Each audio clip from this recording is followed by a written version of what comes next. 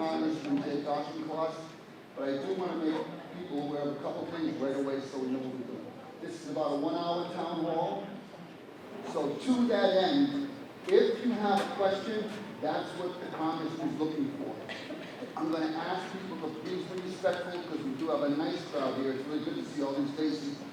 Raise your hand, ask your question. We don't need anyone to pontificate. Get the answer from the Congressman. That's why we're here today. So let's make sure we give him plenty of time to answer all the questions that are here.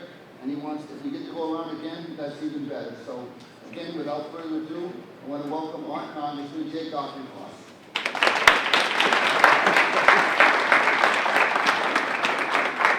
I'm the only one who gets to pontificate, apparently.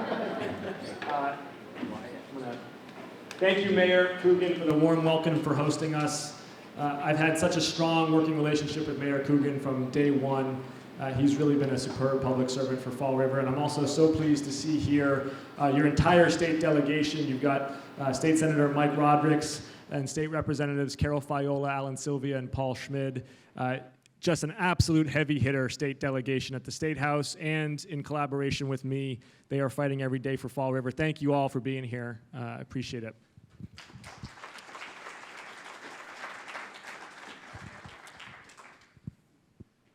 So I'm Jake Auchincloss, and I'm your representative in Congress. According to my 2-year-old son, that means that I ride airplanes and elevators, but really it means that I'm your voice and vote in Washington, D.C., and that's the privilege of a lifetime. But to be candid, it's only the 3rd best decision I ever made standing for office. Number 2 was joining the Marine Corps. I commanded infantry platoons in Afghanistan and special operations in Panama. Number 1 was asking my wife, Michelle, to marry me. We have 2 children now, Teddy and his younger sister, Grace, and I'm already reading to them the same American history that I loved growing up.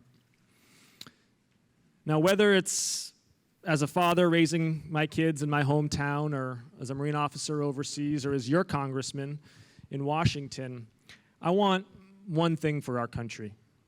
I want us to be the nation that we told the world we could be in 1776, a nation of freedom, of opportunity, of equal justice under law. I want my children and yours to grow up in a land of possibilities, where the circumstances of an individual's birth do not determine the condition of their life. So now let me tell you about Congress. And it's not as bad as it looks. There's 435 members of Congress. And as with most lines of work, 10 to 20% of them are bad apples. Their antics drive social media and cable news. I don't work with them because they're not here to work. They're here to perform. My job is to bring people together to get things done, to pass laws and to make progress towards our land of possibilities. So what is possible this term in divided government? Internationally, Congress can drive towards the defeat of Russia and Ukraine and chart a long-term strategy to outcompete China. Nationally, we can negotiate a responsible debt and budget deal to prevent a catastrophic default. Locally, we can start building the infrastructure and the industry that last Congress, under Democratic leadership, we invested in. Now, as a member of the Select Committee on the Strategic Competition between the Chinese Communist Party and the United States, and as a strong supporter of Ukraine, I'm going to be engaged on foreign policy regarding both China and Russia. As a lawmaker with business experience and degrees in economics and finance, I'm tracking closely the numbers that are driving our debt and budget challenges, with particular attention to protecting Social Security and Medicare in any potential compromise. And then finally, as a member of the Transportation and Infrastructure Committee, both last term and this term, I'm going to continue to focus on water infrastructure and clean energy development, particularly offshore wind. Last Congress, we made generational progress on clean water and clean energy, along with a host of other priorities like mental health and lowering drug prices. And now we need to implement these programs thoughtfully and thoroughly. That will be my focus. And now I'd love to hear from you about your issues and priorities. I'll turn it over to you.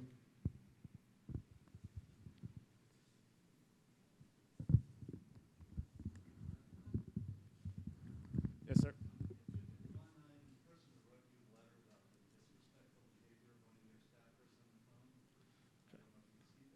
I have. You can direct the commentary at me. Again, you can direct it at me.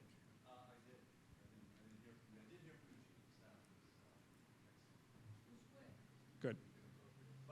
The other thing too is why only an hour for a town hall? Why don't we focus the questions and answers on hearing people's questions and I can respond to it on issues of substance. Oh, Yes, ma'am. that wasn't substantial. Okay. All right. Yes, ma'am. You? I was just wondering where you saw, or if you saw, the legislation to repeal the windfall exemption provision and government pension offset going anywhere in this session of Congress. Yeah, you're referring to H.R. 82, which is the provision to Repeat the question. Yeah, the question is about a bill, H.R. 82, that helps those, particularly widows, who need to access Social Security benefits because their spouse predeceased them and they were working for some portion of their career. And it's basically a loophole in the law that is depriving them of accessing Social Security benefits. This is an issue that I'm very aware of. It had, I think, more than 300 bipartisan co-sponsors last Congress. I was one of them. I'm committed to a fix. I can't tell you what the prospects are. I don't. The House GOP now is in control of the floor, meaning that it's Speaker Kevin McCarthy who decides what legislation makes it to the floor, and I can't predict that. But I am in support of the fix, and will continue working on it this Congress and next. Yes, sir. So drawing on your experience in Panama, would we be better served diverting all the federal funds from fighting drugs in South America and just using it to secure the border? Would we have better results? I don't think it's an either-or question here. I think we know that, one, we've got a crisis of fentanyl, in particular importation at the southern border. The Chinese are sending the raw materials for the manufacture of synthetic opioids to Mexico. The Mexican drug cartels are then manufacturing them and shipping them across the border. And then an almost insatiable American demand is pulling that product across the border. It's a catastrophe. We're losing 2 Vietnams worth of Americans every year to opioid addiction. It's hollowing out our communities. And we've got to handle it holistically. So we've got to increase substance abuse and mental health services for those who are struggling with opioid addiction. We need to do better awareness and education around the issue, as we did, for example, with teen nicotine use back when I was a kid. And then we've got to crack down in conjunction with the Mexican government on the drug cartels in Mexico, as well as work to get China to honor its commitment to stop the fentanyl exportation that it told us in 2019 it was going to do. It did for a while, and then it opened it up again in the last year. So there's diplomatic as well as local efforts underway here. Of course, we need a secure border. Every sovereign nation needs a secure border. But that doesn't need to take away efforts from investing in the countries of origin of a lot of our emigres who are struggling with crime and poverty that is causing people to flee for a better life. And we can be both working with those host countries as well as securing our border. Next question is over here, Congressman. Hi, Congressman Auchincloss. It's great to see you again. Thank you for coming to Fall River. 2 years ago, around this time, the median gross rent in Fall River was $918 according to the United States Census. 2 years later, the average rent in Fall River is a little over $1,700. And as we know, 2 years ago, there's been a huge influx of market rate housing that this city does not want to put a stop to equalize of what's going on. And our city residents have been voicing their concerns about being priced out. It's so much of a problem that Boston City Council has passed the Michelle Wu's home rule petition to bring rent control for Boston. And there is a bill right now in the legislature to make it statewide. And it's so much of a problem that the city of New Bedford, the mayor of New Bedford has put forward the city council has put forward a non-binding ballot question to bring rent control in New Bedford. So my question to you is this. This city is not listening to the people. And I'm here speaking for every single Fall River resident. What's the question? My question is, what are you going to do to direct Paul Coogan to decrease his love affair for market rate housing and to put in affordable housing? Because I'm getting calls from seniors, working families, All and right, everyone. I hear your question. It's a question and answer. It's not a stump speech. But it's not a stump speech. My thing is this. It's a real concern. I will respond. Hold on. I will respond. So first of all, the cost of housing is the single biggest problem in Massachusetts right now. Full stop. It's a crisis in Massachusetts. I see it with young families trying to buy their first home or rent their first home. I see it with senior citizens who are in panic mode about their ability to afford rent, groceries, prescription drugs, and it's north and south of the district. It is going to require a suite of solutions, federal, state, and local. At the federal level, we've got to expand the low-income housing tax credit, which creates strong incentives for developers to build affordable housing. It's an effective program. It's underfunded. We got to increase the funding for it. At the state level, they have passed the MBTA Communities Act, which will require cities with access to MBTA service to build more missing middle, multifamily, and mixed-use development. Fall River is not one of those cities or towns, but increasing the supply of housing closer to Boston will take some of the steam out the kettle and reduce overall housing prices throughout the labor market of greater Boston. And then I'm not going to... I'm aware Fall River is not a member of the MBTA Communities Act law. And I'm not going to respond to your commentary on the local level with Mayor Coogan, but because you did call him out by name, I do think he deserves the chance to speak to what he's doing at the local level. Mayor, if you want to, it's up to you. All right. I've heard you multiple times address it. Okay. Right here. Yes, ma'am. Okay, my name's Mary Feidelberg. I live in Fall River, and I would respectfully ask that everyone in the audience who has lost a family member to COVID this year raise their hand. Everybody, like this year, last year, since the start of the pandemic, and I don't just mean your mother and your father.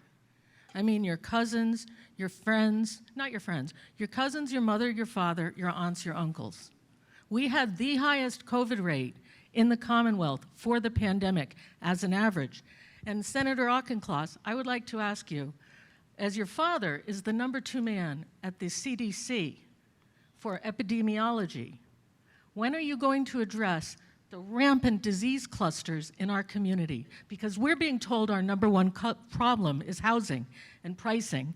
And I gotta tell you, from where I sit, our #1 problem is driving kids to the hospital in Boston after school and going to visit our ailing parents in nursing homes and holding their hands when they're dying. To me, all of our industrial contamination and the pending LNG scam, where you want to stick a regional LNG facility on the Taunton River, that's our problem. And the scrap metal, which has been totally declassified as a Class A industrial contaminant I heard by the our question. government, Okay. is another problem, as is the plan to bring us all the fly ash, all the Can I- refuse from coal plants in Massachusetts Can I and New respond? England.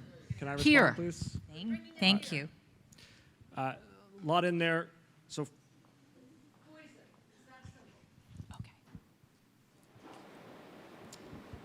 beginning of 2021, as I took office for the first term and as President Biden sworn in for the top of his term, we were facing the worst public health crisis in this country since World War I, losing tens of thousands of Americans daily. And through investment in public health, through really a national effort, we have been able to get through the worst of the pandemic. We have been able to get through the worst of the pandemic, understanding that infectious disease, including COVID, is a persistent concern.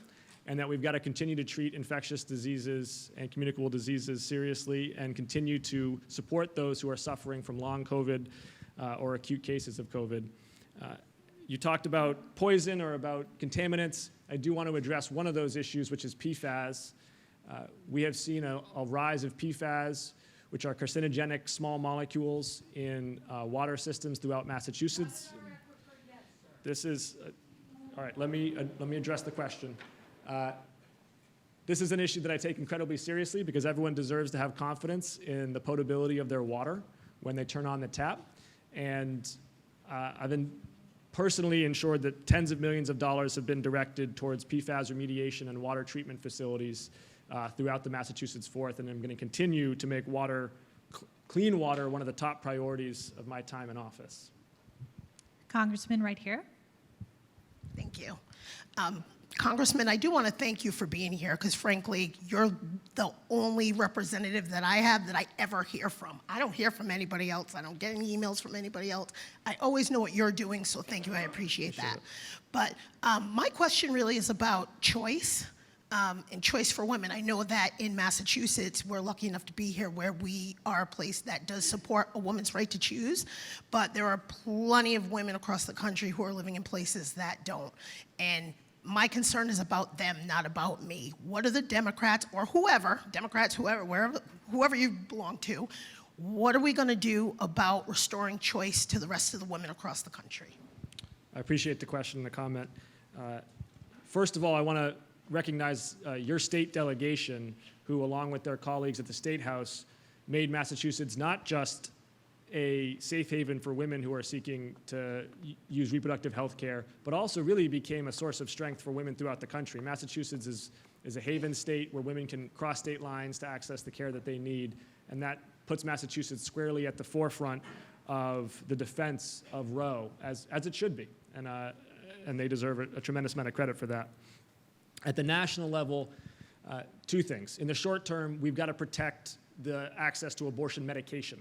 This is really the near-term fight, which is for a lot of first trimester abortions can be done with medication. That medication can be shipped from a pharmacy, oftentimes a pharmacy that's out of state. And there are states now that are trying to crack down on the ability for a woman to order in by mail abortion medication from across state lines. Now that's FDA-approved medication, and that's a violation of Interstate Commerce Clause, and we've got to make clear that that is not going to stand. In the long run, elections have consequences.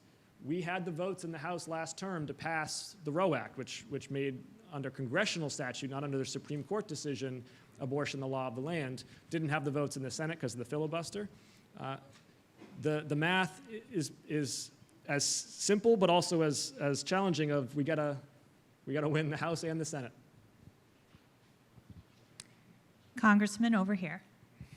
Welcome to Fall River. Clearly, by the number of people that are here, the people of Fall River, I think, are deserving of their congressman having a local office with local staffing. Historically, that's what we've had in Fall River with our previous congressman, and I hope that you will institute that now that Fall River totally is in your district. Your mentioning of your commitment to clean energy, and you're sitting on the Transportation Committee. I'm particularly concerned, and while I celebrate the MBTA soon arriving in Fall River, the original commitment was, and the first priority was to have electrified trains, clean energy, transporting people from the South Coast to Boston. In order to expedite the process, we're now going to have diesel trains transporting people from the South Coast, dirty energy that's going to adversely affect our community because those trains are going to be laid over here in Fall River. And I understand they don't shut them down. They just run all night, which is going to exacerbate the poor energy situation. And finally, it was Martin Luther King Jr. who in the early 60s said that to truly address poverty and relatedly to address affordable housing, that people need income. And he promoted a guaranteed income, as did former candidate for president, Mr. Yang, and many other places throughout the country have implemented pilot projects, and there are communities and countries throughout the world that are promoting guaranteed income. In a city such as Fall River, guaranteed income would give people the money they need to pay for this housing that's being developed. So those three issues I'd like you to hit on. Thank you. So I'm continuing the practice of my predecessor, Congressman Kennedy, of having an office in Fall River here at City Hall where we will do weekly office hours on Fridays, Wednesdays. It was Friday's last term. Wednesdays this term. People are always welcome to come by, and we are there to work with them. We also take a huge amount of constituent services via email or by phone call, and the office setup that I have now is what best enables me to respond to constituents throughout all 35 cities and towns. As for South Coast Rail, this is phase 1 of South Coast Rail, as you know, going through Taunton and Fall River and New Bedford. I think I'm not the project manager of South Coast Rail. It's a state-run project. I think it's unlikely to be electrified anytime soon, from what I can understand right now. Congressman, we do have a comment from the mayor on the South Coast.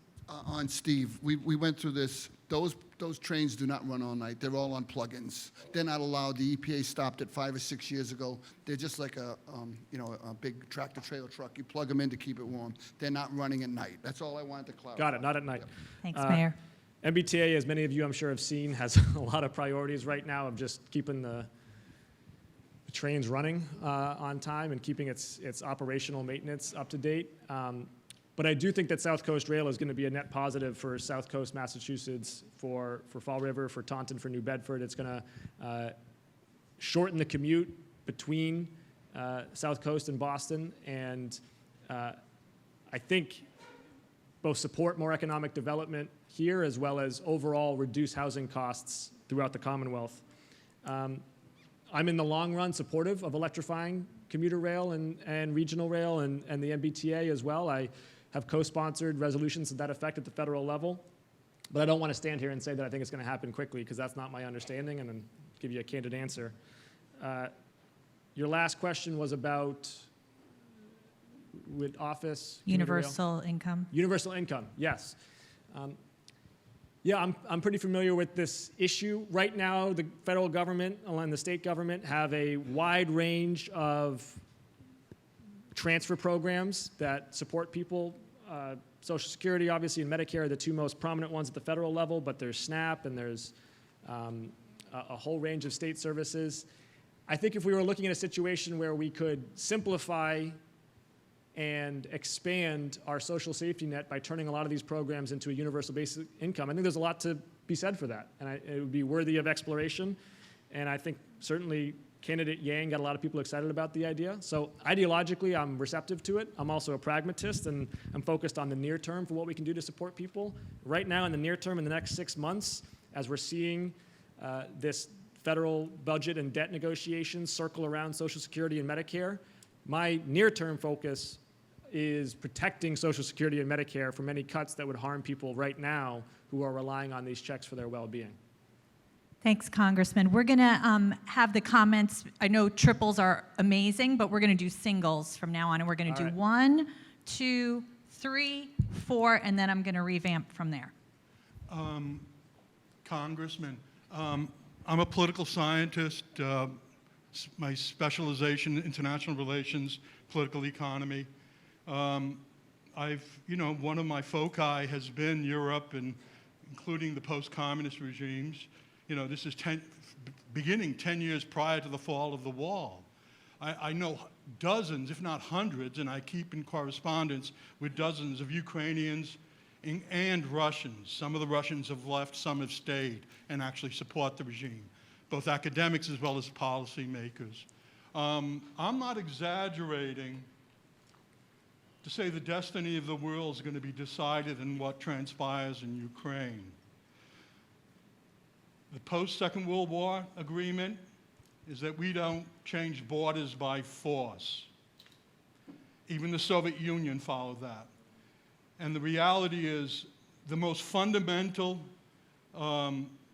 element that we need for our national security and to protect our democracy is a prosperous, democratic, free, allied Europe. Kevin, I agree with you. And that will be undermined What's the question? if Putin were to win. I agree with you. So What's I the just question? wanted to say we live in a time of incredible cynicism as well as gullibility on the part of many people. So I would just like, I know you are very strong and clear for all the right reasons, and I commend you on that. And I would just encourage you to develop your capacity to communicate the importance of this issue to your constituency. I hear you, and I agree with you. I've been a strong and early supporter of Ukraine, and I've worked to make it a bipartisan consensus in Congress that we're striving for the strategic defeat of Russia in Ukraine after its brutal and unprovoked invasion. It's not just the Ukrainians' lives and livelihoods, although of course that's paramount. It's also the rules-based international order that we helped architect after World War II. This is about making clear to Vladimir Putin, but also to the Ayatollahs in Iran and to Xi Jinping in China, that might does not make right. And we in the United States are always going to stand with freedom and democracy. Congressman Auchincloss, my name is Raymond Hunt. I'm in Arizona. So my question is, as a member of the Infrastructure Committee, I hear lots of talk of wind power and green energy and whatever as far as the infrastructure bill. I don't hear anything about hardening our infrastructure. There are numerous attacks, colonial gas, and people shooting up substations, that sort of thing, that are evident. And certainly our enemies have the capability of taking out our grid. The most recently with the Chinese balloon, if that had an EMP device, it would have taken out a big chunk of southwest Canada and northwest US. We are not capable of resisting that. So I don't see that expanding or changing our use from fossil fuels to electrical energy without hardening our grid is making that better. It's a great question. I'll answer it in two parts. One is the hardening of the grid. I agree with you. We are vulnerable to attacks on municipal water, power, electric supplies, internet. We've seen this actually with the CCP in Taiwan. Obviously, we've seen what Russia has done in Ukraine. But even short of kinetic warfare, cyber attacks, as you say, can be levied against really core services that people rely on, and that could cause panic if they failed. We have made a lot of progress in the last 3 years to harden that.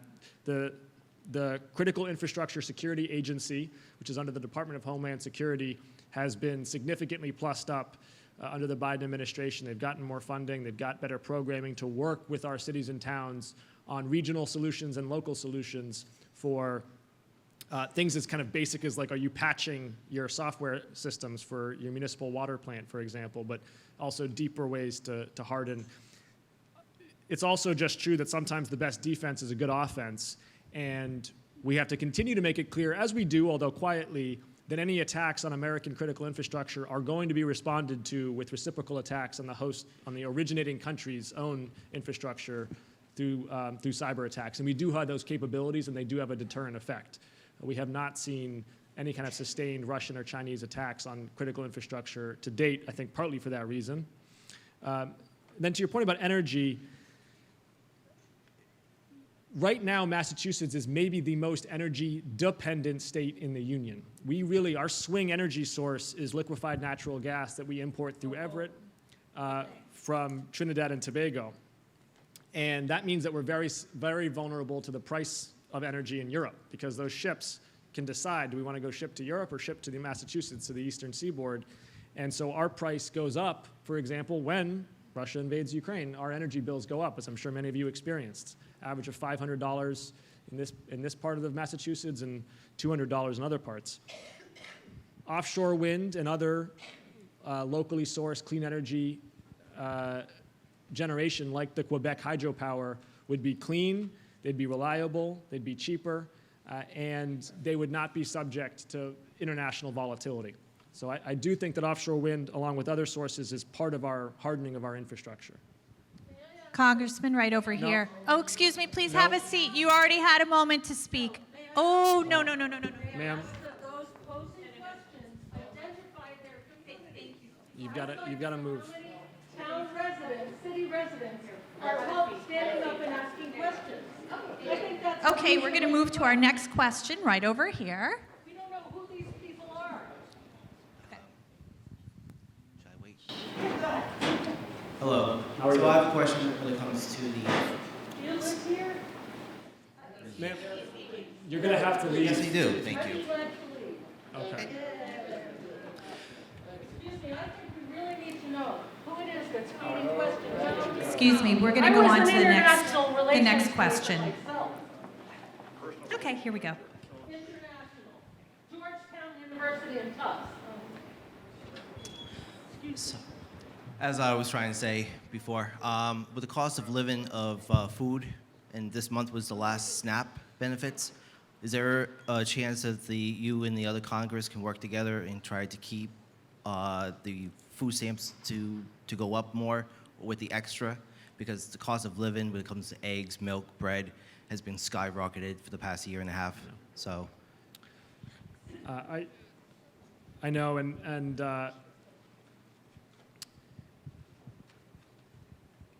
we increased the SNAP benefits last Congress in response to the COVID emergency. Unfortunately, as you indicate, that's ended, and it's got to be re-upped by Congress. And I'll be candid with you, it's very unlikely to happen with the House GOP in control. That's just not a program that they're going to. What? Yeah, I'm certainly supportive of it, and I support the efforts that Jim McGovern, my colleague from Central Massachusetts, is making to make school lunches and school breakfasts free and universal on a perpetual basis. But I don't think that in the near term, SNAP benefits are going to increase unless and until it's a Democratic majority in the House. That's not a partisan statement. That's just, I see the GOP priorities, and it's not expanding SNAP. Senator Rodrick would like to address the crowd. Thank you, Congressman. Thank you. And just to address this issue, I'm Senator Michael Rodrick, and I happen to serve as chair of the Senate Committee on Ways and Means. And we in the Senate this week, as the House did last week, passed a supplemental budget that provides a 40% cushion for the remainder of this fiscal year on SNAP benefits, because as the Congressman said, COVID-related supplemental federal dollars are over because the COVID emergency has been lifted. So two things. One was there was supplemental SNAP benefits, of which we're backfilling on the state side. And the second is universal free lunch in our schools. We appropriated $150 million state dollars this week to ensure that the rest of this school year, our students get the meals in school as they were before. We cannot afford to backfill every federal cut, but we are trying the best we can on SNAP and school lunches. We've done it. Myself and my colleagues from the House stepped up and did it just this past week. Thanks, Senator. Ma'am, I think you had your. Congressman, sorry. boom, boom, boom. Okay. Hello, Congressman. Hey. My name is Paul Azevedo, one of your constituents. While public housing exists now and the conditions are deplorable, what do you propose to better the conditions for these people living in public housing, namely unsavory individuals? Someone even tried to kick in my door, and of course, the real occurrence of pest infestation. Expand funding for the Housing and Urban Development Department at the federal level, which supports some of the public housing. And we tried to get that passed last Congress. It was not ultimately successful.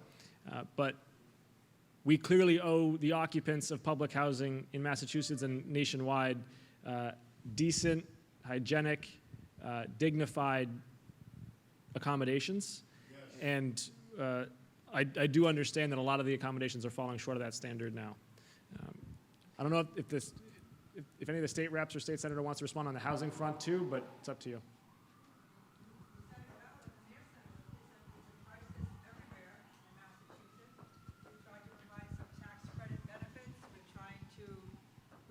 We We've gathered a caucus together, 2 of them in the State House, just to talk about this.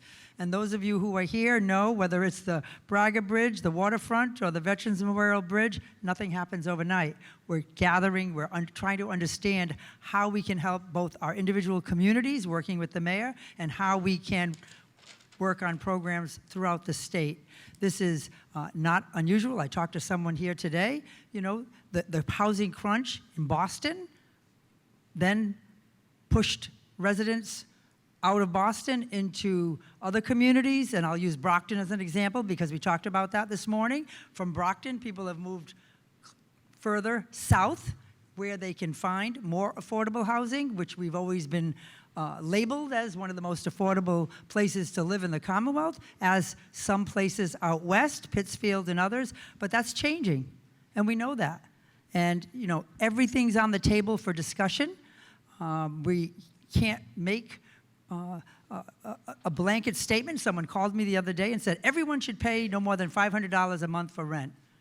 Well, you know, talk to the landlord that owns a property that's getting $750 or $1,000 or whatever it might be. So we've got to figure this out. And I just wanted to comment on one thing I heard today was all the market rate housing. It is not, actually, if anything, it's freeing up some more affordable housing. So market rate does not correlate to the issue of why other units are less affordable. What that's allowing us to do is to provide housing for working individuals, young professionals, and empty nesters who are looking for some alternative style of housing.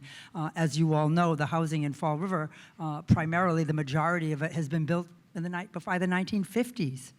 And so it needs help and it needs renovation. So we're working on this. I can't tell you there's an absolute solution, but we're very aware it's one of the top priorities, and we'll continue listening to you and understanding some of the solutions that we can put into place. Thank you.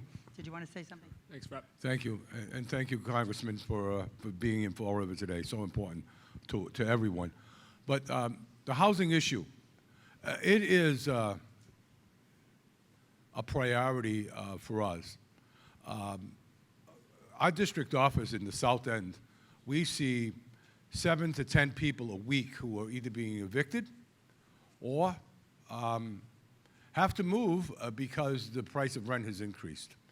And it's a serious problem, but as Rep. Fiola mentioned just now, we're members of the Housing Caucus. There are 2 of them. It's such a priority. The governor has made it a priority. She's talked with us about this issue. She's talked with the mayor. We're working as close as we possibly can daily with the Fall River Housing Authority, with the nonprofit organizations and others to try to get people into affordable homes, something that they can afford. But we do understand it's a problem, and as these wheels turn, they're turning slowly, but there will be relief as time goes on. That's all I can say about it, but it is the primary issue. And when I say it's a primary issue in Fall River, it's a primary issue in almost every gateway city. Yes. You look at Brockton and Springfield and Pittsfield and New Bedford, all of those cities are having serious problems with housing. And that's because the price of rents have gone skyrocketed. And you know, how do we do that? You know, if someone purchases a 3-family home, you know, 8 years ago, a 3-family home in Fall River was, you could purchase one for $150,000. Today, they're $400,000 or higher. Thank you, Representative. Appreciate it. Okay, we have 1, 2, 3, and then we'll see how much more time we have.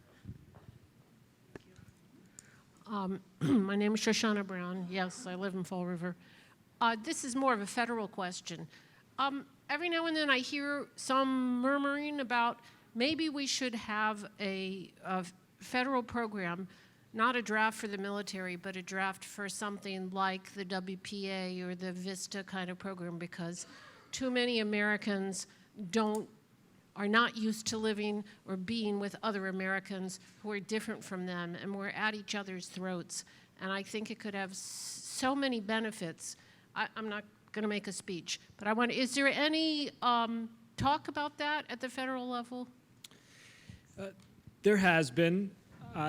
I would not say it's at the forefront right now of congressional debate, but there absolutely has been, and there has been some bipartisan support for it. As a veteran myself, I certainly see the value that you're describing of being with people of different walks of life, of being outside of your comfort zone in different parts of the country, and it can imbue a sense of pride and of civility, I think, that can last a lifetime. So I see much merit in what you're describing. I would probably be supportive of something that started more at the state level and let states experiment, where let them be the laboratories of democracy and see what different forms of national service look like. I'll give you one example, which was out of Colorado. My friend Joe Neguse proposed a climate corps, which was a sort of a national service idea, I think largely done at the state level though, that would put people to work on environmental resilience and on other clean energy and stewardship projects. Okay, Congressman, right here. Thank you. Congressman, thank you for being here. I'd like to start by saying God bless America.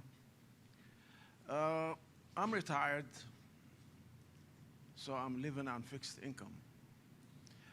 People are living on fixed income, they should have fixed expenses. So I asking you, what are the possibilities that, number one, no more state income tax to retirees, no more property tax to the retirees, and limit the income that people make if they retired and they make certain amount of income, to say, if you make more than that, then you tax them like President Biden did. He said, you make $400,000, no taxes. So my question is, which some states already thinking about it, and it's on the table, to eliminate completely property income tax and state income tax, especially on people for Social Security who live on COLA.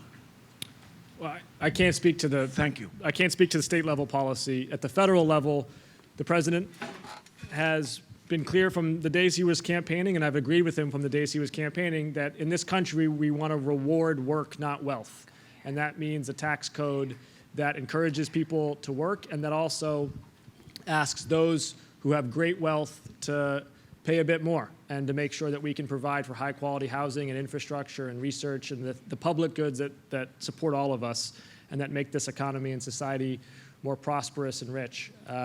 So I do believe in a progressive tax code, which I think is the core of the question that you're asking. And at the federal level, we've made progress in the last 2 years in enacting that, actually, under the Inflation Reduction Act. And I can't speak to state policy and won't try to. Congressman, right here. So we're going to have 3 more questions here, here, and then this gentleman. Oh, 4. The woman with the braid. You already spoke. Good afternoon. My name is Mindy Charlin. I'm a resident of Westport, Mass. And I have a federal question for you as well. I'd like to address the thousands and thousands of undocumented asylum candidates that are living in Massachusetts. There's a real need for fair treatment of these people. In my eyes, there's 2 categories at the moment. I'm very concerned about the children that came here when they were very young. They had no say, and in some situations, their families did not fill out the paperwork that they should have when they were young, and now they're adults married to Americans and have children born in the States, and these people are being threatened to be deported. There's another category of undocumented people who came here as young adults illegally, perhaps, have applied for asylum and are not getting it. These are people who also have children that are born in this country, and the risk of them being deported to countries that they haven't been in 20, 30, 40 years with children that are American seems completely unfair to me. I want to know, on a federal level, will you work with Department of Homeland Security? Will you work with the federal government to stop this craziness of people that are hardworking Americans paying their taxes and have children born in this country. People are being threatened to go back to Haiti, where they will be killed immediately. Yes, and I have, and I will continue to. I've been a strong supporter of documentation and dignity for dreamers, which I think is the population you're really describing here, with children who, through no fault of their own, came to America. It's the only country they've ever known, and they're contributing to the local community, they're contributing to the economy, working at higher rates than native-born Americans, I would add, and they deserve to have the stability in their lives that we all take for granted, having a U.S. citizenship. And so I've co-sponsored and worked to advance legislation that would do that. And I feel like I've said this a couple of times today, but it is the truth, and I always want to be candid with my constituents. This is unlikely to pass on its own in Congress. This is going to require being part of a more integrated, comprehensive immigration bill. We have seen, really since the George W. Bush administration, that we actually largely see what the contours of an agreement would be. It would be more funding for border security and expanding the number of Article III judges to do due process at the border for undocumented people. It would be investment in the countries of origin, the Central American countries that are causing many emigres to flee poverty and crime. And it would be documentation and dignity for those who are already here and who are contributing. These three things together are always, people have always understood that they have to be done together in a bipartisan way. And it's going to be a hard vote. The flanks of both parties are going to revolt against any compromise because that's the nature of our politics too often, and it's going to be an 80%, not 100% solution. I'm ready to take that hard vote. I've been very clear about that, understanding that it will be a hard vote. I have not seen the same willingness from my center-right Republican colleagues to take that hard vote for fear of their own hard right revolting. And we really need the GOP to step up and make immigration an issue to govern on and not an issue to campaign on. Right here, Congressman. Thank you, Representative, for being here today. My question has to do with the upcoming debt limit increase. Yep. I know that the current House majority has said that they oppose increasing the debt limit. Do you think that we'll be able to come to some sort of agreement before we hit that limit? And if we don't, what do you see as the potential effects to the local community? We have to. It'll be a catastrophe if the United States defaults on its debt. I really want to underscore this. This is not some abstract, Washington problem. This affects people's retirement accounts. This affects our global standing and our ability to do anything on the world stage. For almost 100 years now, a U.S. Treasury has been the safest security you can get. And that'll change if we default on our debt. And the ramifications of that are beyond any one individual's ability to predict, but they will ripple far and wide, and it will not be good. We cannot hold hostage the full faith and credit of the United States to Washington politics, okay? The Republicans have points of views on debt and spending and deficits. Democrats have points of views. That's fair game, that's politics, let's fight it out. And we have a process for doing that. It's called the appropriations cycle, and we do it every year. Whether or not to pay our bills in time is not the opportunity to do that. That is money that we've already spent. That is just whether the United States is a good credit risk or not. And so they can't, the GOP should not be holding hostage our credit rating. Unfortunately, they are. I do think that we will get a deal. I'm certainly committed to one. But this deal cannot cut Medicare and Social Security in order to give the GOP a win for holding hostage the debt limit. They are not going to try to claim that they're balancing the budget on the backs of people who need to rely on these programs for their health care and for their retirement accounts. And that's been the president's position, that's my position, and I do think we can sustain it. Right here, Congressman. Thank you. Thank you very much, Congressman. I'd like to echo what the previous woman had said about your incredible outreach to constituents, both emails, mailings, et cetera.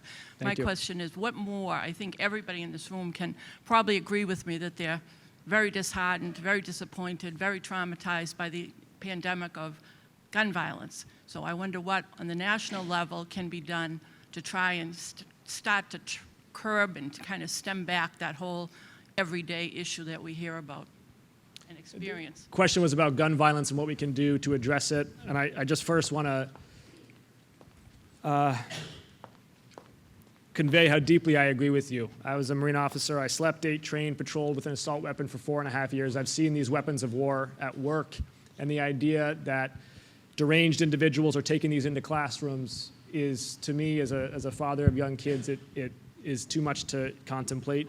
And yet we are forced to every single day in this country acknowledge that it's happening. And it's preventable. This is not some kind of tornado that just happens from natural causes.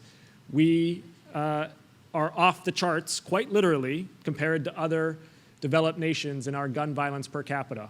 And it's because we got a ton of guns and very lax gun rules. And I know a lot of people disagree with me on that, but at a certain point, the facts and figures just don't lie. When you put in place common sense gun safety regulations that a majority of not just Americans, but a majority of gun owners actually endorse, you save lives. And we know that right here in Massachusetts. Safe storage laws, which require people to store their weapons safely.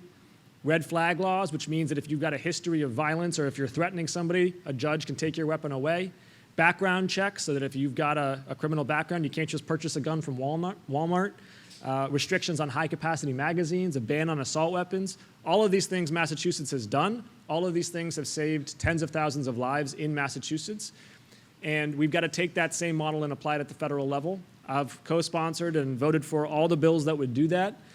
And unfortunately, this isn't a partisan statement, it's just a vote counting statement. The GOP will not give an inch. They will not vote for one piece of common sense gun safety legislation because they're afraid of the NRA. And at a certain point, it's got to be taken to the ballot box, and voters are going to have to hold them to account for it because I can't twist GOP members' arms, as I've tried on the House floor. I've begged them, and they won't do it. And so I think voters are going to have to hold them to account. Voters like you around the country are going to have to say that their kids' safety trumps the NRA's talking points. Congressman, 2 final questions.